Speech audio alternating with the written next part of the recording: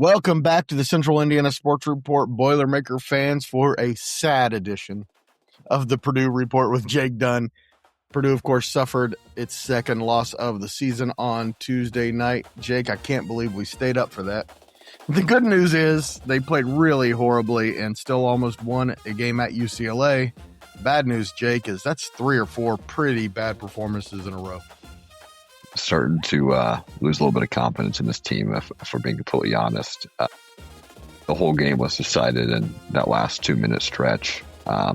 Purdue controlled most of the game. They led late.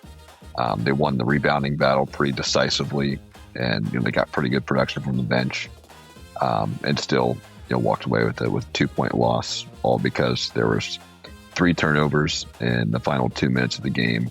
They're up 6 points. Purdue led 67-61 with under 2 minutes left. Braden Smith turned the ball over 3 times to end the game, basically. UCLA converted on those mistakes, turned them into points. And Tyler Bildo, a guy that we kind of called out in the last Purdue Report, the last reaction, that we thought he might have a big game. And he had a dagger 3 with 6.6 seconds left. Wasn't necessarily a schematic collapse on defense. I certainly thought Purdue's defense could have been better. It wasn't a rebounding issue. It wasn't a bench issue. It was just a ball security issue, in my opinion. And it all kind of came at the worst possible time. See, Jake, you said that they lost the game in the last minute or so. I think they lost the game in the middle of the game. They were up 27-15, and for the next 20 minutes just played like complete ass. Certainly wasn't inspired by their performance in the middle of the game. It's part of the reason why I'm starting to lose a little bit of confidence in this Purdue team. We've talked about it multiple times here throughout the course of the season. I certainly don't expect Purdue to win every game, but I expect this senior laden team to just be a little more composed, I guess, especially on the road in an environment like this. I mean, they've been through everything, at least the senior class anyway. Basically every game they've lost away from Mackey Arena, it's been a court storm. So this team and these seniors have been through everything. They lost in the first round of the NCAA tournament. They've made it to the national championship game, and really everything in between. And still they still find a way to kind of lose games like this. So wish they had a little more of a killer instinct. I think we have a little bit of a different conversation here if Fletcher Lawyer, one of the seniors, doesn't shoot 17% or whatever it was from 3. Like he was 1 of 6 from the floor. The team overall shot 26%, which obviously when you're missing points like that, it's hard to. Missing shots like that, not scoring points, you're allowing the other team to run in transition. It's a lot harder to set your defense, which already isn't. It's not elite. It's pretty decent, but it's not elite, and it just makes it even harder when you're playing a team that's got really good athletes like UCLA, and we saw what they could do with it. And Fletcher Lawyer couldn't hit a shot. Braden Smith wasn't very good shooting as well. I think maybe the biggest problem I saw last night was that Trey Kaufman-Wren took 6 shots. Yeah, he played a little bit better than what he had been here over the past couple of games. But I mean, I think one of those 3 Braden Smith turnovers, they go to their bread and butter. You can roll with Braden Smith and TKR. Braden Smith makes that pocket pass that he always does to TKR, and TKR is just not really looking at the ball. I don't think he really saw it coming, and it's really like Purdue's bread and butter play. So I don't really know what went wrong there. But yeah, I think would have been good to get him involved a little bit more. I came away from this game like you, frustrated, less confident. Matt Painter, however, if you listen to his post-game comments, was not frustrated at all, except for the fact that they couldn't make shots. He felt like they played really well in that game last night, and they just couldn't make shots that they normally make. He credited UCLA, particularly their 8 block shots. I didn't see that way, but he's obviously more intimate with his team than I am. So I think we probably should take some solace out of that. Like I said, if Fletcher Lawyer doesn't go 1 for 6, Shakari Harris was 1 for 4. A lot of these guys are not shooting as well as what they normally would. Jack Benner, he's normally pretty automatic. He goes 0 for 2 from 3. So if we hit 3 of those shots, it's Purdue wins by 7. So And the truth is, Braden Smith missed shots he would normally make too. Donovan Dent definitely outplayed Braden Smith. I think you could kind of tell that was his goal for the game. UCLA, they shot 45% from 3 this game, so that's obviously a really good percentage. Yeah, 57% from the floor overall. So they only took good ones, to their credit. Yeah, took pretty good shots. UCLA did, and I think this is obviously a game that I think Purdue is going to look back on.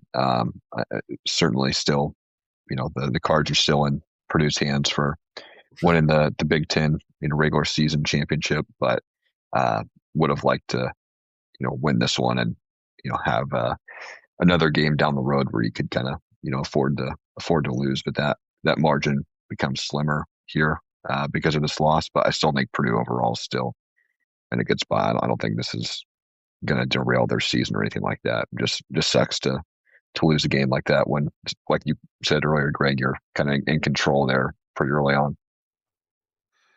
Yeah, and the last thing I want to talk about this game before we move on, I understand CJ Cox was the best offensive player on Tuesday night, but he is not their best offensive player. In fact, he's probably their 5th best offensive player in the starting lineup. Why is he getting that shot? I got to think it's something just that they weren't really expecting. I think that's how they drew it up, Jake. I think they were trying to catch UCLA off guard with that. I don't remember the play exactly, but I think they set a ball screen with Fletcher Lawyer, and I'm assuming that Purdue was thinking that UCLA would kind of bite on that on Fletch, and they pass it out or dish it out to CJ Cox there on the wing, and he shot it early enough to where you could probably get a rebound, but got it. It, if I remember correctly, like hit the rim twice, so that kind of threw off everybody's timing to go up and get the board. But yeah, I mean, I think there certainly were shots out there. I probably would have liked to see Braden Smith at least kind of drive to the rim. In the possession before that, when they turned it over, that was one of Braden Smith's turnovers. I felt like it was a pretty predictable play, drive into the basket, and then at the last second dish it out to Oscar Clough, who's on the block. And UCLA, I think, kind of knew that was coming, or they were definitely prepared for it, and they were able to force that turnover there. So, and it's kind of a lose-lose situation if like they were playing that well. If Braden just would have went up with it. I mean, they had 8 block shots in the game, so odds are that shot might get blocked too. So, yeah, seems like UCLA played really good defense. They were certainly inspired and ready for the game. But you're gonna lose games on the road in the Big Ten. It's not the end of the world.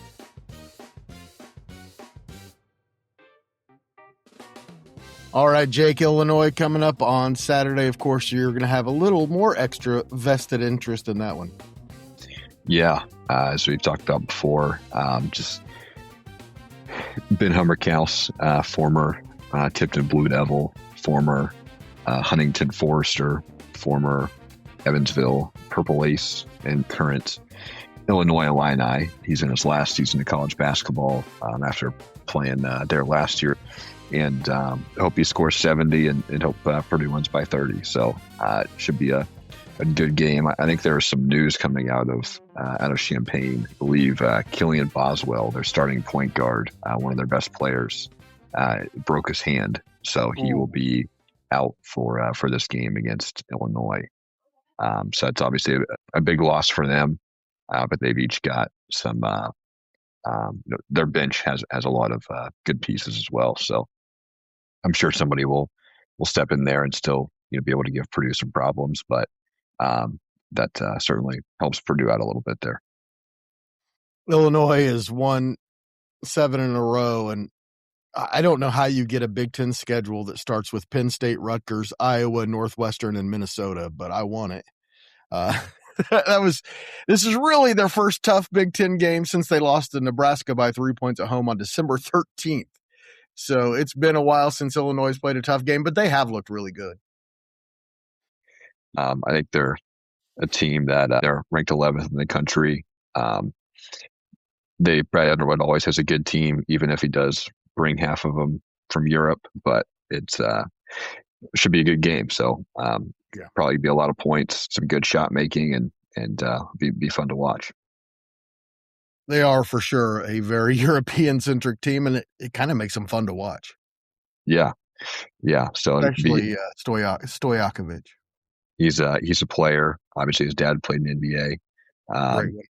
So yeah, I'm kind of excited to see like Trey Kaufman-Moran and Oscar Clough go up against I believe it's either number 0 or number 44, one of the itches on the Illinois team. The Illinois Fighting Itches. The Fighting Itches. There's 5 of them, man. Yeah. There are 5 itches. Yeah. Oh, the Fighting Itches. I love it. It'd be good to see them battle. Luckily, this one is in Mackey Arena, so hopefully the paint crew will be be loud and be rowdy, and hopefully Purdue can get back on the right track here. Tough stretch coming up for Purdue for sure. I don't even know if it's a stretch. Tough rest of the regular season coming up for Purdue. Their next 9 games, Jake: Illinois, Indiana, Maryland, Oregon, Nebraska, Iowa, Michigan, Indiana again, then Michigan State. That's a pretty rough stretch. I think they're going to start playing really well now. I think they're going to win all of them. What do you think? They're certainly going to have to start playing a little bit better if they want to win the Big Ten championship. So none of those games will be particularly easy. I know Maryland and Oregon haven't really looked the best so far this year, but still at Maryland, still a pretty tough place to play. Typically in Oregon, they've got a really good coach, and I'll be ready to play. They might be healthy by then. They very well could be. So we said it before, say it until we're dead. Never an easy game in the Big Ten. You need to be playing a lot better than what they're playing now to win all those. The Big Ten has gotten really interesting. If you look at the top of the standings, Nebraska is the only undefeated team now. All the other teams that were considered contenders, Michigan State, Purdue, and Illinois, are all within a game of Nebraska at the top. It looks like the league's kind of separated itself a little bit. You've got kind of the different tiers. You've got Nebraska and 4 other teams that have 1 loss. Nebraska doesn't have any losses. We have those kind of 5. Then you've got a group that has 2 or 3 losses. Then you've got a big group there with 4 and 5, and then you've got a couple 6-loss teams and a few 7-loss teams. Starting to kind of separate itself. I think out of that next 9, I think Purdue will. I think they'll drop 2 or 3 of those. I wish that was a little bit of an easier schedule, but you gotta go play at Illinois. If Iowa is playing like they did last time, that'll be a tough game. Still have Michigan and Michigan State. Luckily, those are both at home, but still have to play IU twice, which those games are always pretty tough. So I think I'll say 2 losses there in the next 9 over the. Remember when they go 9-0 that I said so. So how you feeling about what happened on Monday? I think this kind of gives Purdue at the very least a little kick in the pants to try to boost their football program to at least be relevant again. Hopefully this gives Coach Odom and the Purdue staff a little bit of motivation and hope that this can be done. The ship can be turned around. I mean, Kurt Cignetti, I know he's special and brought a big group from James Madison with him and has a really old team. But hopefully this is kind of a formula for the new world of college football that we're in. And I can admit that it's a great story for college football. It just sucks that it's your rival. So Yes, sir. I hope gets experience Purdue having a success like that one day. More than likely in basketball, but that's what IU thought too. I mean, IU never really That's right. thought that this was possible. So maybe we'll see a Purdue football national championship one day. In our lifetimes, huh? Yeah. All right. I found myself cheering for IU very reluctantly because I know in the future I'm going to regret ever having cheered for them. And I think it was kind of a lose-lose game here. You either root for IU, your arch rival, or you root for Miami, which I don't really kind of agree how they've handled things in like the NIL space. It's like basically paying players as much as they want. It's kind of a lose-lose situation. I wasn't a big fan of Carson Beck either. Kind of glad he lost, but on the other side, it sucks that IU won. Well, Jake, you're going to get your first chance to hear from those IU guys who are on Cloud 9 right now on Monday when we preview the IU Purdue basketball game. And if the Hoosiers are playing basketball like they have been the last couple of weeks, should be a good night for Purdue, but you never know in these rivalry games. It'll be their first home game since winning the national championship there. So I'm sure that the football team will be there. I'm sure they'll bring them out on the court and things like that. So hopefully Purdue can spoil that. I think the last time, or one of the last times that Bobby Knight was at IU, they kind of brought him out, and I think Purdue ended up winning that game by a pretty big margin. So don't want to say I'm happy for IU, but like I said, I can admit it's a cool story. They're just going to become so obnoxious it's going to be impossible. If Purdue loses the basketball game to Indiana, I am not going to be a happy camper, Jake. Yeah, it'll be tough. It's already been a tough 24 hours here for Purdue.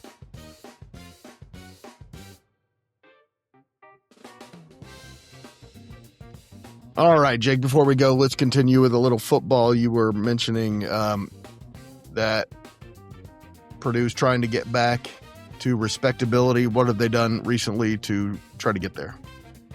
Yeah, since we've last spoken here on the Purdue Report, they've picked up a couple transfers from the portal. The portal entry period is now closed. It closed last week.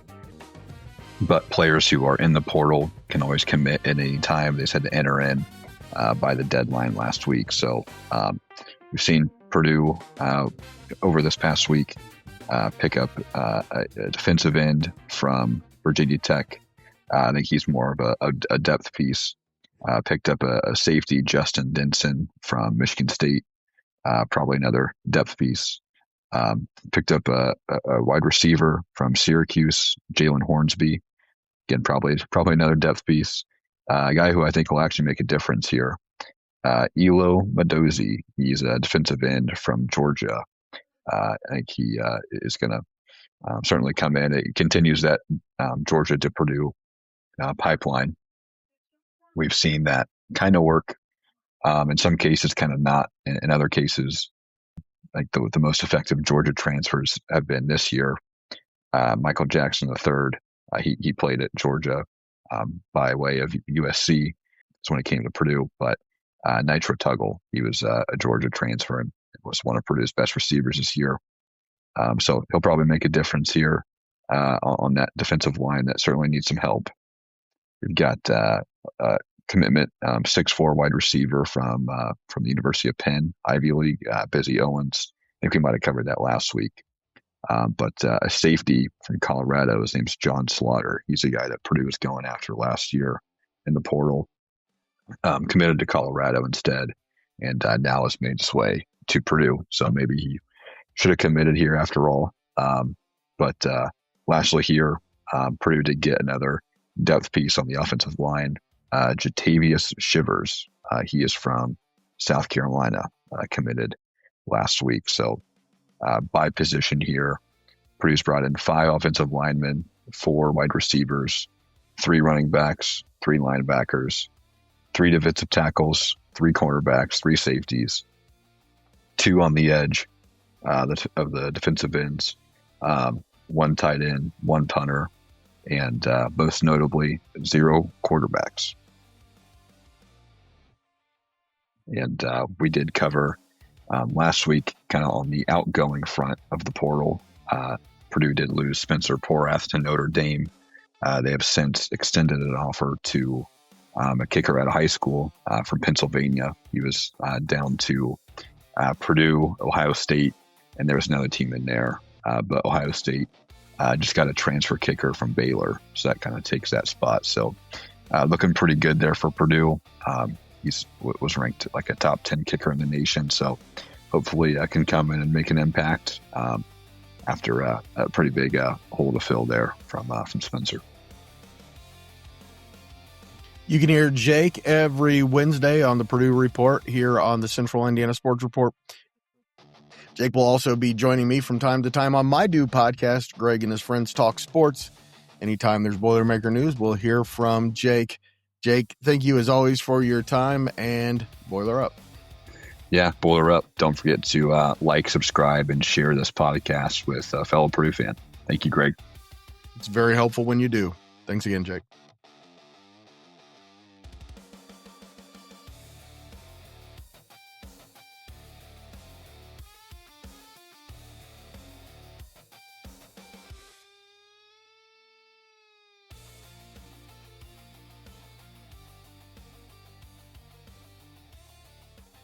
Central Indiana Sports Report is a product of ITG Media, and I love Susie. Hey, go check out my new podcast. It's every day. It's called Greg and His Friends Talk Sports. It's a lot of fun. We talk a lot of Purdue. Boiler up.